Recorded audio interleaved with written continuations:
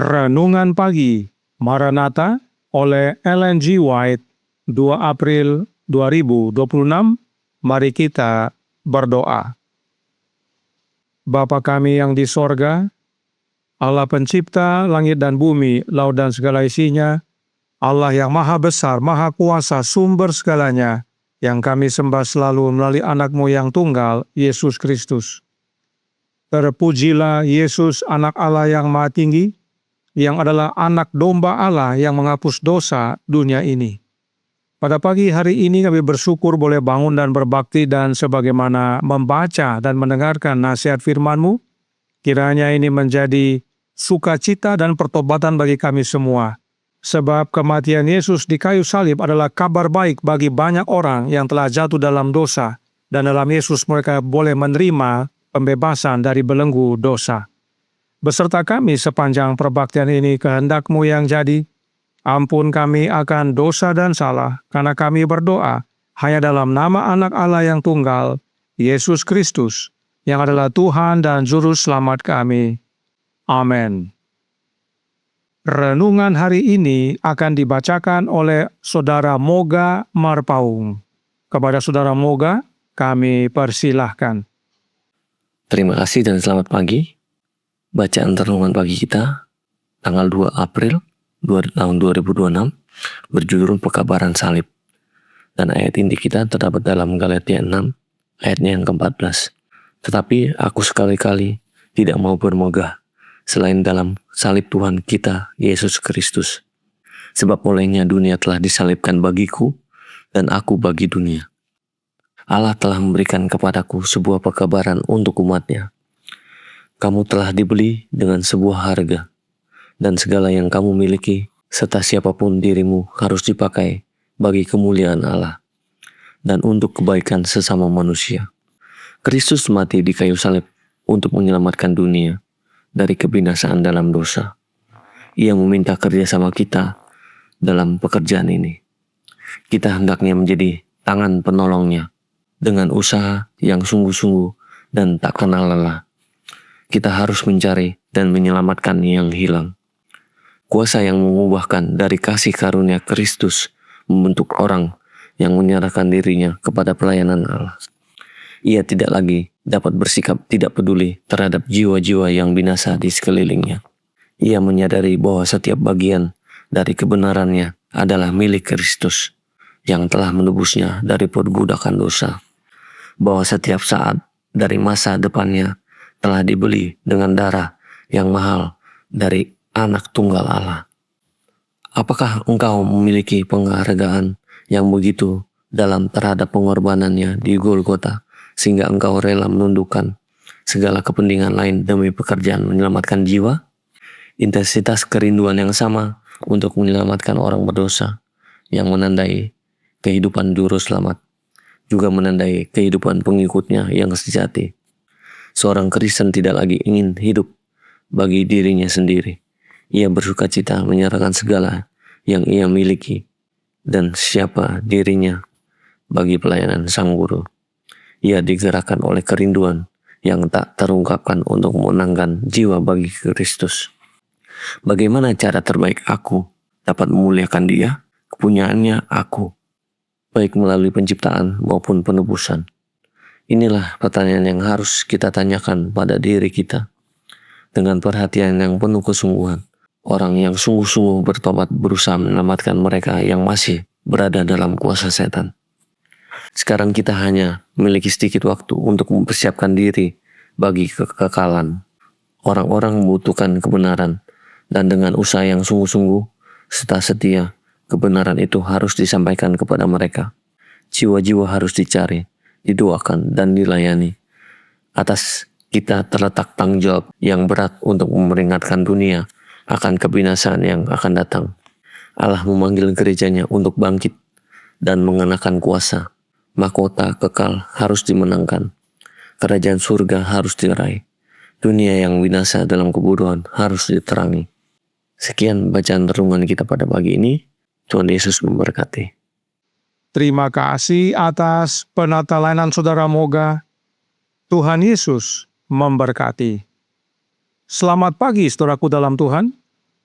Roh Nubuat berkata dalam Testimonies for the Church, volume 7, halaman 9, paragraf 1 yang berbunyi, "Ingatlah bahwa dosamulah yang membuat salib itu perlu.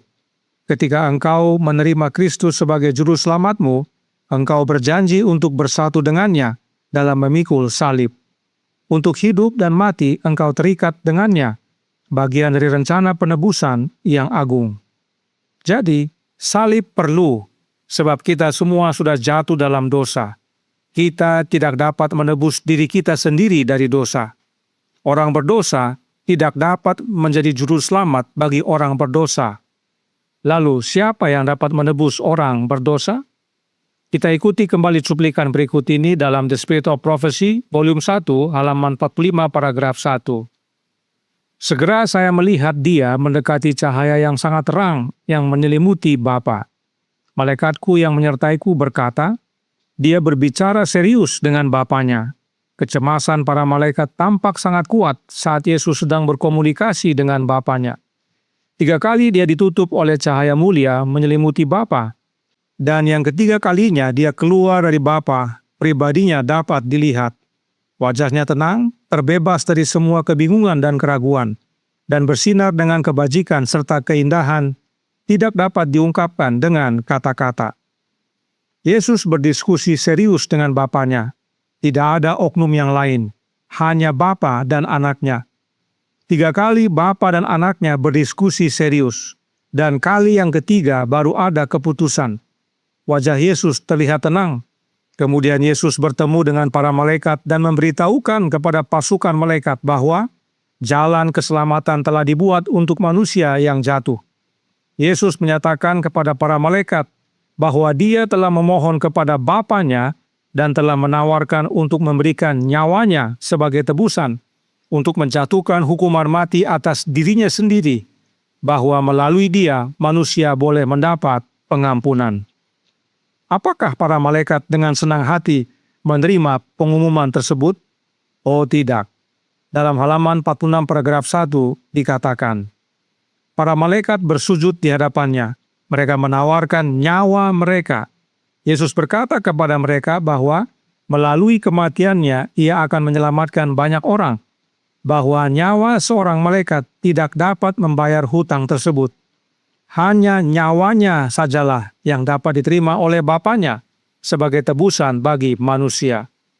Jadi, yang dapat menebus manusia yang telah jatuh dalam dosa hanyalah Anak Allah.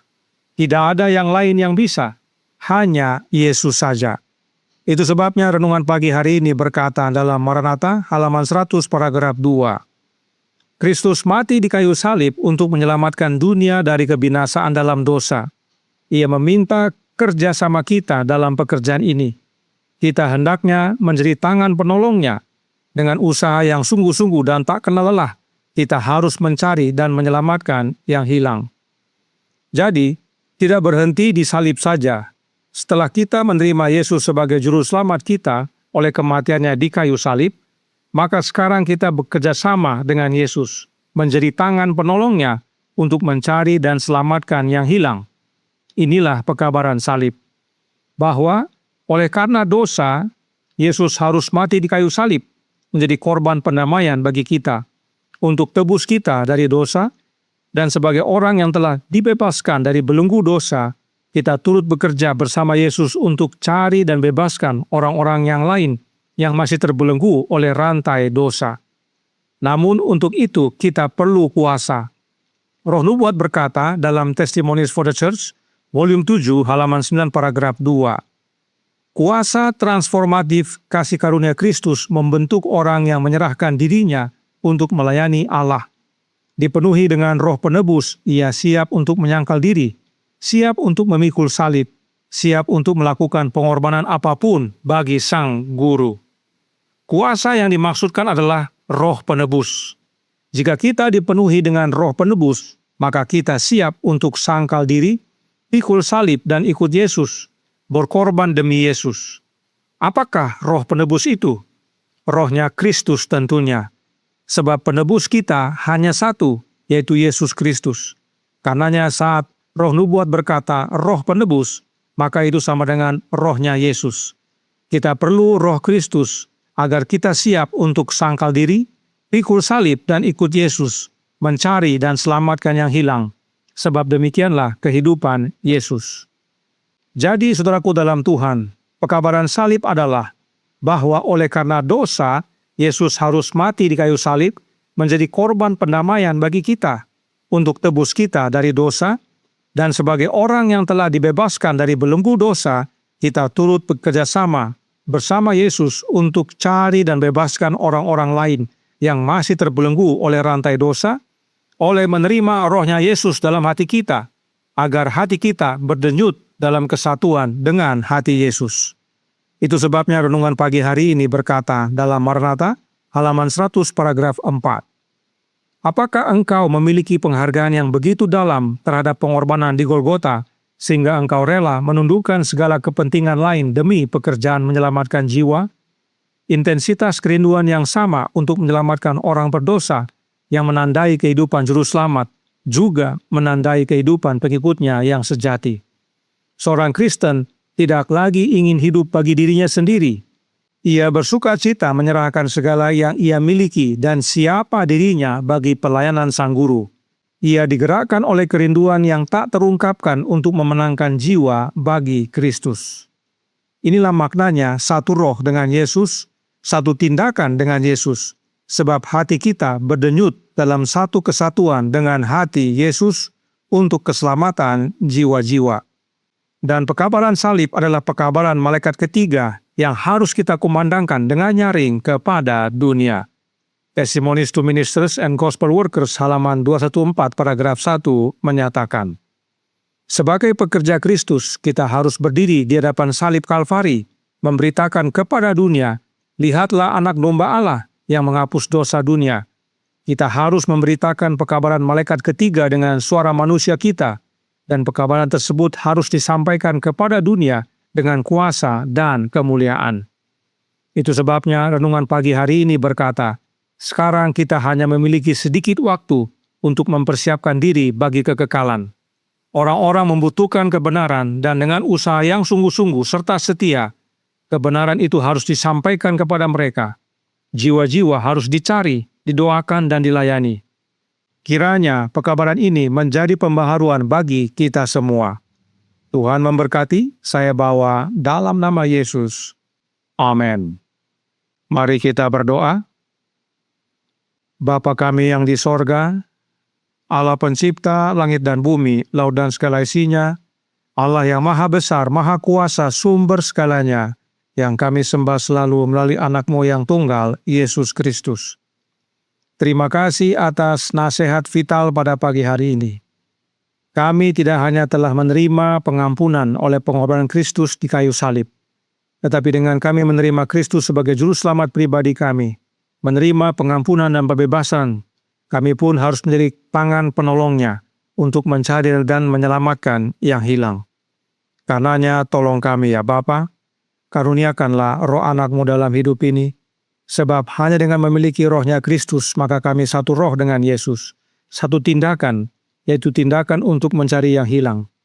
Karena itulah denyut hati Yesus, maka itu pun menjadi denyut hati kami. Tolong kami ya Tuhan, menjadi saksi-Mu di penghujung zaman akhir ini, menyerukan pekabaran malaikat ketiga, agar banyak jiwa yang bertobat kembali kepadamu. Beserta kami sepanjang hari ini kehendak-Mu yang jadi, ampun kami akan dosa dan salah, karena kami berdoa hanya dalam nama Anak Allah yang tunggal, Yesus Kristus, yang adalah Tuhan dan Juru Selamat kami. Amin.